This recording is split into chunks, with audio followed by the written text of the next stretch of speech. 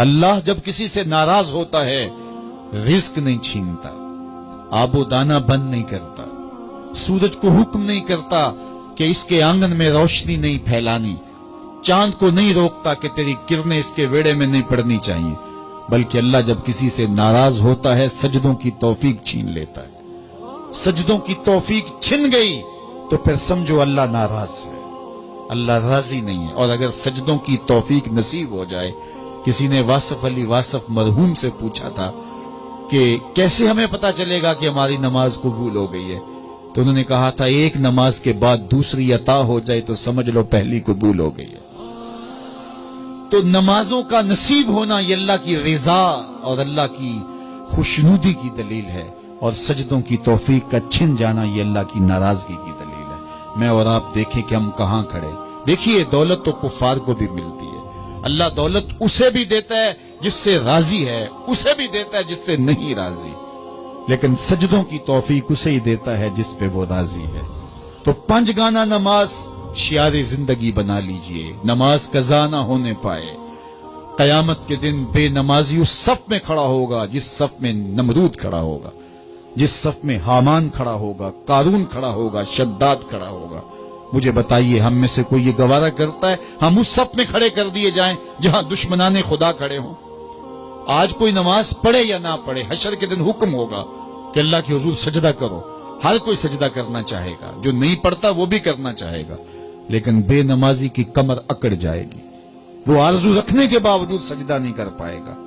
قرآن بتاتا ہے کچھ لوگ جہنم کو دھکیلے جا رہے ہوں گے، انہیں کچھ لوگ پوچھیں گے ما سلککم فی سقر، تم جہنم کو کیوں جا رہے ہو، کیا ہوا تمہیں؟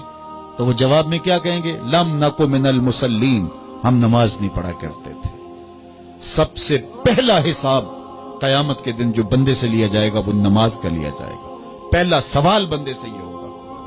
یا چڑیاں بھی رب کی تسبیح بولیں اور اشرف المخلوقات سویا رہے، جب صبح کا وقت ہوتا ہے حشرات الارض بھی بلوں سے نکل کے رب کی تقدیس کے ترانے پڑھ رہے ہوتے ہیں، درختوں کی شاخوں پہ چڑیاں پرندے وہ بھی اللہ کی تقدیس کے ترانے پڑھ رہے ہوتے ہیں، حشرات الارض بھی اس کی تقدیس کے گیت گا رہے ہوتے ہیں، اور اشرف المخلوقات خراٹے لے رہا ہو، اس سے بڑی بد نصیبی کیا ہو سکتی ہے؟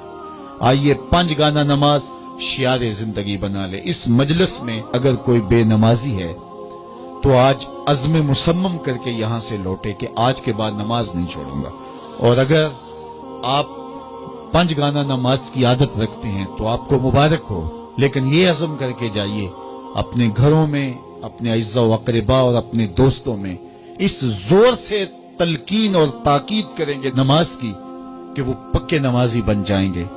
بندہ بندگی سے سجتا ہے، زندگی آمد برائے بندگی، زندگی بے بندگی شرمندگی۔ اگر زندگی میں بندگی نہیں تو زندگی کے پلے ہے کیا؟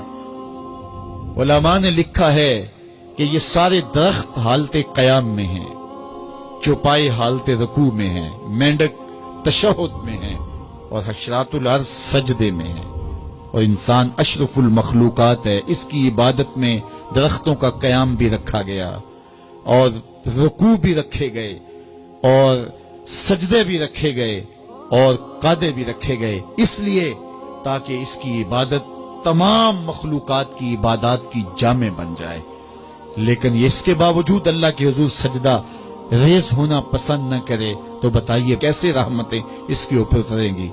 خوش نصیب تو وہ ہیں جو 5 گانا نماز ادا کرنے کے بعد تہجد بھی قضا نہیں ہونے دیتے، سجدوں سے اللہ کے حضور حاضری پیش کرتے ہیں۔ سب سے زیادہ بندہ اللہ کے اس وقت قریب ہوتا ہے جب سجدے میں سر رکھا ہوا ہوتا ہے۔ انسان کے اشرف اعضاء اس کے سر میں ہیں، بولنے کی قوت زبان سر میں، دیکھنے کی قوت آنکھیں سر میں، سونگنے کی قوت ناک سر میں، چکھنے کی قوت زبان سر میں، سننے کی قوت کان سر میں، سوچنے کی قوت دماغ سر میں، اور سر مالک کے در پہ۔